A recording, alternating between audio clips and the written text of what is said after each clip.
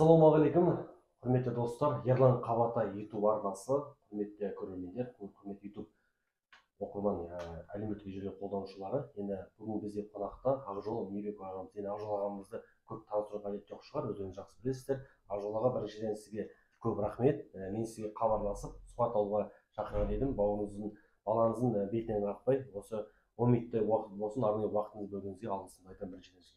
Көп рахмет.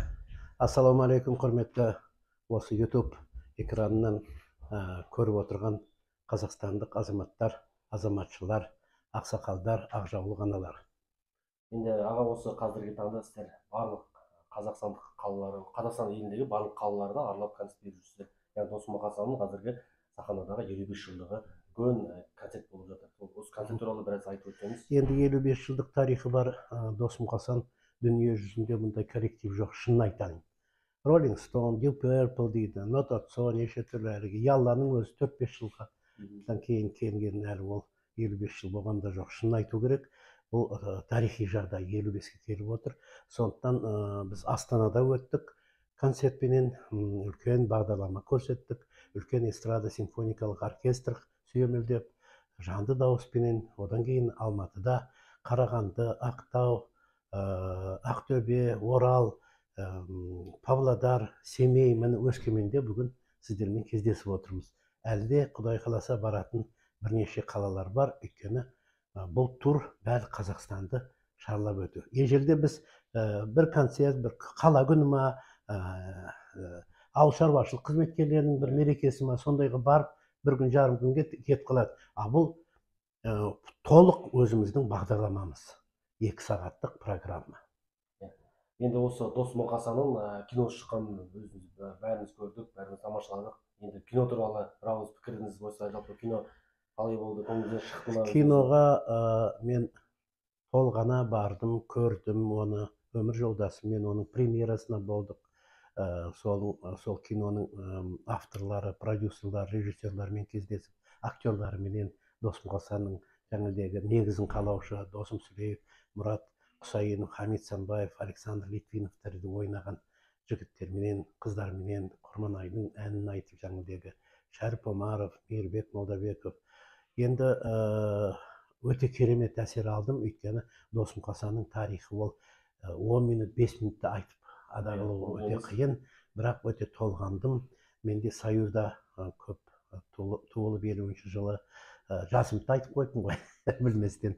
Сондықтан енді Досым Мұқасанның тарихын, оның қиыншылығын, қалай Досым Мұқасан болды, неге ол жас ұлан емес, неге ол бақыт нұр емес, неге ондай аты жаңа Досым Мұқасан, соның бәрін уақытында көп кедергілер болып, шетелге барып, Американы уақытында, железный занавес дейді ғой, жабық уақытында, енді қазір барып жатыр ғой коллективтер басы. Ол уақытта Америка бару, келу, 6 ай сол жерде жүріп, қазақтың өнерін, халық әндерін насихаттау, ол патриотикалық сезім, қазақ тілінде.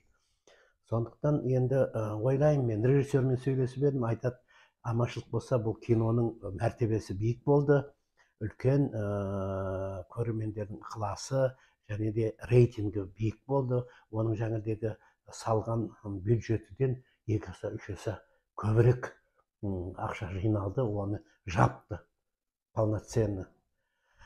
Сондықтан аманшылық болса тағы да 2-ші сериясын шығарамыз. Сол уақытта Ақжол Мейірбектің де өмір баяны өтетін шығар бір эпизодта деп айтсам, болады ғой деп. Сондықтан аманшылық болса жалғасы болады. Жақсы, енді өзіңіз айттыңыз ғой, топтарды кейіннен шыққан топ деп. Енді осы Досым Мұқасанның әндері бүкіл қазақ жатқа біледі. Енді осы сол әндерді басқа тілге аударып, енді мюзиклде қойылса, айту керек, Досым Мұқасан ансамблі, ұжымы. Ал енді халық әндерін ол басынан жоспар қойған, насихаттау, қазақ тілінде айту, барлық репертуарымыз сол өзіміздің халық әндеріменен қазақ тілінде орындау, ол үлкен мәртебе. Сол арқылы біз шетелде де басқа жерде өзіміздің орнымыз бөлек ойып тұрып аламыз. Оларға жаңағыдай рокпенен, жаңағыдай жастардың мынандай, онымен еш уақытта олар жеңе алмайды да, ала алмайды да, ол болмайды да. қазақи әдемі мәдениетті түрде киініп, сол фольклор болсын, халық әндері болсын, соны айтса, вот сонда бір керемет болады. Міне кеше Абай атамыздың айттым сәлем қаламқасын Семейде айтқанда, адамдар тұрып кетті орнынан, ду шапалақ ұрып. Қандай тамаша. Наз қоңыр, жаяу мұсаның әні ақсиса, әпитөк, ауылым сенің іргелі, және де басқа әндер. Осы Дос Мұқасан ансамбль ізбасарлары қазір бар деп ойлайсыз ба? Арттан келе жатқан осы кім деп айта алар едіңіз? Енді пәленше деп айта алмаймын.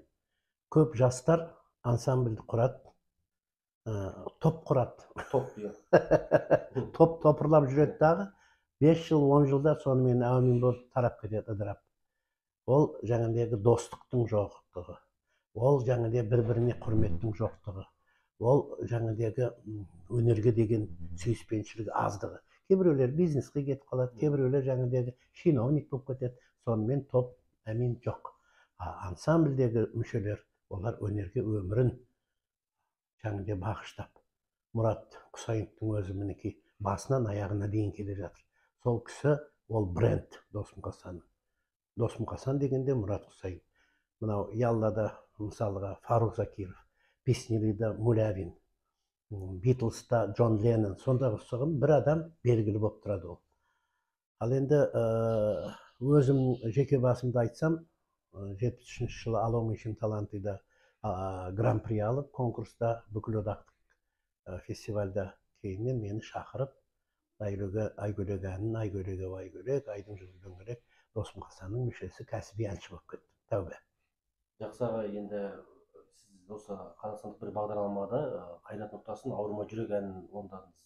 Енді болашақта тағы да сондай бағдарламаға қатысатын ойыңыз бар ма? Кавер шоуда айтқан азаматтар әнін, жаңағыдай жас болсын, үлкен жастағы азаматтың әндері болса, ретро әндер, соны өзінше қылып өңдеп айтады. Вот кавер деп соны айтады. Ауырмайды жүректі маған режиссерлардың өзі айтты.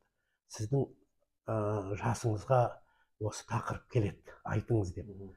Ол енді бауырым Нұртастан айтқан жоқ, мен сұраған да жоқ, Қайрат. Енді көрген шығар ол да, бірақ көп комментарийда айтады. Бауырымның орындауында Қайрат Нұртастың бір бөлек, сіздің орындауыңызда тіпті ерекше болып шықты, тереңдігі осы әннің, соны біз ұқтық деп мақтап жатыр. Соған мен ризамын. Бірақ ондай шоулар, ондай әдем бағдарламаға қатысатын шақырса барам, мен одан сескенбеймін. Өйткені даусым бар, энергиям бар, жүрегім әрі ұрып, Құдай қаласа, мен айтпаймын, қартайдым, енді белім ауырады, басым ауырады, давление деп. Сахна менің өмірім. Сондықтан Құдай қаласа шақырса, 2 жұлдызда да болдым, егізде бізде де болдық, один в одинға ұқсаған бір программа болды, онда да болдым, тәубе, неше түрлі образдар. Одан қашпаймын мен еш уақытта. Аға, енді осы сіздің сұхбатыңызды тамашалап отырған жас өнерпаздар бар, әншілер бар, соларға деген өзіңіз ақылыңызды айтып өтсеңіз. Біздің Қазақстанда қазіргі таңда өте талантты, өте күшті, мықты әншілер күннен күнге көбейіп бара жатыр. Ол қуанышты. Біздің ізімізді қуалап, біздің жолымызды, жаңағыдегі біздің репертуарымызға қарап, әр әншіде жастарда Дос Мұқасанның біздің әндер бар, біреу болса да. Ол қуанышты. Ал енді жастарға айтатын менің енді ол жастарға бірдеңке десең де ренжіп қалады. Олар өзі барлығы ақылды ғой қазір. Бірдеңке десең шарт ете қалады. Сондай мінездері бар. Қазір технологияға байланысты, өңкей компьютер, өңкей интернет, өңкей жаңағыдегі Инстаграм арқылы, YouTube арқылы бірінен бірі хабарласады, бірімен бірі араласады дегендей. Сондықтан заманға лайықты сол жастар өзін өзі құрметтеп, халықты құрметтеп, өзінің көрермендерін құрметтеп, сыйлап, үлкен ағаларды біздің жолымызды беріп, өзінің репертуарында тек қана шығыс әнін, Европа әнін, басқа әндерді айтқаннан гөрі өзіміздің қазағымыздың әндерін орындаса, сонда үлкен биік дәрежеге жетеді. Дос Мұқасанға ұқсап. Рахмет аға, енді Дос Мұқасан ансамблі 55 жылдық дейміз, 60-65-70-ге жете беріңіздер. Әмин. Сізге біріншіден көп рахмет. Әмин. Ерлан баламыздың бетін қақпай осы сұхбатқа келіскеніңізге мың алғыс. Енді сіздің қасыңызда бүкіл қауал жоба шығар. Сізде енді біз тұрмақ әкемізді сіздерді тыңдап өскен еді сіздерде. Енді осы біздің менің YouTube арнама деген көрермен деген дауыс тілегіңіз болса, жалпы өнер бауырымның мынау Ержанның YouTube арқылы беріп отырған бағдарламасын барлықтарыңыз көріп тұрыңыздар. Оған қосылатын мынау оқырмандар көбейсін. Елімізде ауызбіршілік, ынтымақ, бейбітшілік болсын. Көп рахмет. Ең басты сізге тілерім денсаулығыңыз мықты болсын. Рахмет. Жасыңыз ұзақ болсын. Әмин. Құрметті көрермендер, біздің бірге қонақ болған Досмұқан Ансамблінің әншісі Ақжол Ерек ағамыз. Көп рахмет. Рахмет.